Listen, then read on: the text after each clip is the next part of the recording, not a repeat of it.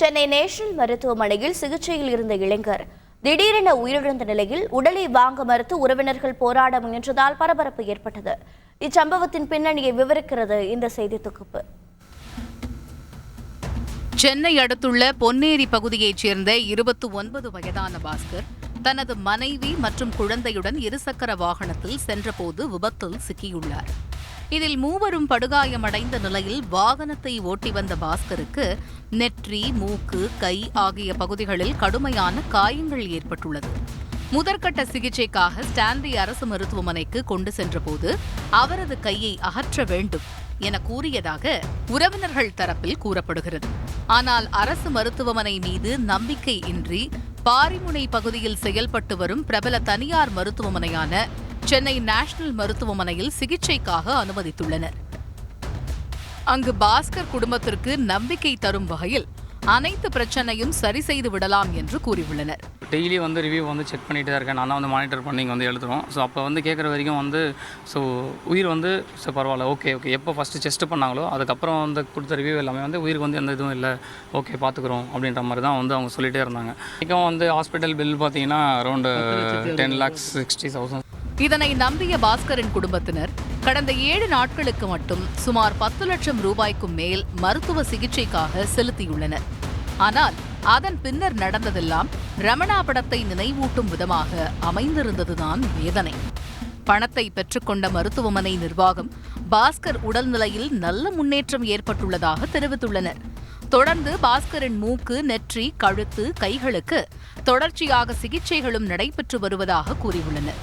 இதன் பின்னர் ஞாயிறன்று பாஸ்கருக்கு நுரையீரல் பாதிப்பு மற்றும் மாரடைப்பு ஏற்பட்டு அவர் திடீரென உயிரிழந்து விட்டதாக மருத்துவமனை தரப்பில் கூறியுள்ளனர். நாங்கள் ஒன்றும் ப்ராப்ளம் இல்லை, எல்லாமே நல்லபடியாக இருக்குது, எல்லாமே க்யூர் ஆகிடுச்சு. ஹேண்டுக்கு ட்ரீட்மெண்ட்டு, நோஸ்க்கு ட்ரீட்மெண்ட் தான் பார்த்துருக்கோம். உயிருக்கு எந்த ஒரு இதுவுமே இல்லைன்னு சொல்லிட்டக்கப்புறம் இப்போ சடனாக உயிர் போயிடுச்சுன்னு சொன்ன எங்களால் கண்டிப்பாக ஏற்றுக்கவே முடியல. இச்செய்தியை கேட்டு அதிர்ச்சியடைந்த குடும்பத்தினர் உடல்நிலை முன்னேறி வந்த பாஸ்கர் திடீரென இறந்தது எப்படி என வேதனையுடன் விளக்கம் கேட்க மருத்துவர்கள் அவுட் ஆஃப் ஸ்டேஷன் என உதாசீனப்படுத்தியுள்ளது மருத்துவமனை நிர்வாகம். ட்ரீட்மெண்ட் பார்த்து 2 டாக்டர் ஸ்டார்டிங்கில் ஸோ அவங்க சைடில் எங்களுக்கு பதில் சொல்ல சொல்லுங்கள் அப்படின்ற மாதிரி நாங்கள் ஒரு ரெக்வஸ்ட் இங்கே வச்சோம். பட் அவங்க 2 பேருமே இப்போ அவுட் ஆஃப் ஸ்டேஷன்ன்றாங்க. அப் டு 6 o'clock டியூட்டி பார்த்த டாக்டரும் out of station. So yesterday duty பார்த்த டாக்டரும் 2 பேருமே அவுட் ஆஃப் ஸ்டேஷன் சொல்கிறாங்க. இந்த நிலையில் சிகிச்சைக்காக மீதம் செலுத்த வேண்டிய 2 லட்சம் ரூபாயை செலுத்திய பின்னர் பாஸ்கர் உடலை எடுத்துச் செல்லுமாறு மருத்துவமனை தரப்பில் தெரிவித்துள்ளனர். இதனால் ஆத்திரமடைந்த குடும்பத்தினர் உரிய விளக்கம் அளித்தால் மட்டுமே பாஸ்கரின் உடலை வாங்குவோம் என்று கூறி போராட்டத்தில் குதித்தனர்.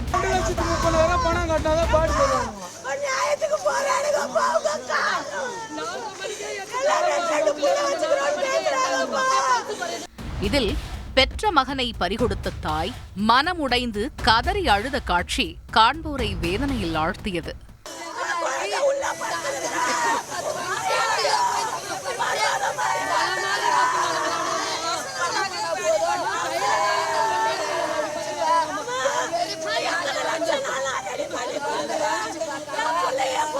பாஸ்கரின் திடீர் மறைவால் உடைந்து போயுள்ள குடும்பத்தினர் உரிய சிகிச்சை அளிக்க முடியவில்லை என்றால் அதனை முன்கூட்டியே கூறிவிடுங்கள் என்று விரக்தியுடன் தெரிவித்தனர். ஸோ ஃபர்தராக வேறு பேஷண்ட் யாருன்னா வந்தால் கூட அவங்களால காப்பாற்ற முடியலன்னா எங்களால் இவ்வளோ தான் பண்ண முடியாது, நீங்கள் வேறு கூட்டு போயிடுன்னு சொல்லிவிடுங்க.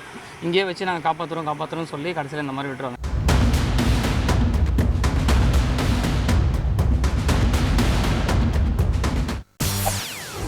செய்திகளை உடனுக்குடன் தெரிந்து கொள்ள உடனே சப்ஸ்கிரைப் பண்ணுங்க.